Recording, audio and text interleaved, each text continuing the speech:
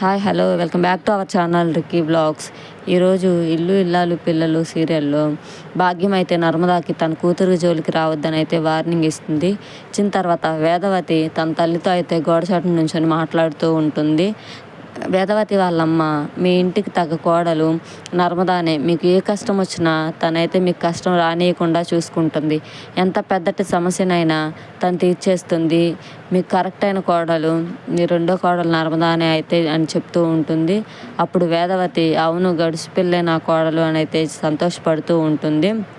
ఇంతలో ప్రేమ నర్మద ఇద్దరు భాగ్యం వాళ్ళు ఉన్న ఇంటికి అయితే వెళ్తారు. అక్కడ బయట ఒక ఫోన్ నెంబర్ రాసి ఉండడం చూస్తారు.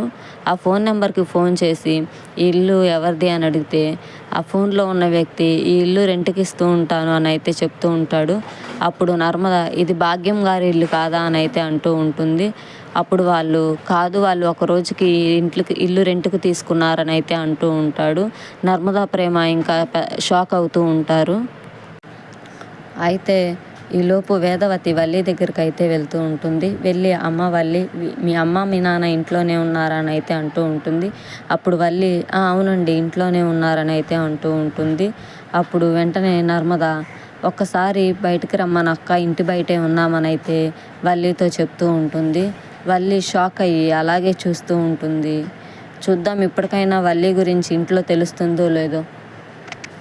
ఈ వీడియో కనుక మీకు నచ్చినట్లయితే లైక్ చేయండి, షేర్ చేయండి, సబ్స్క్రైబ్ చేయండి. Thanks for watching Ricky vlogs.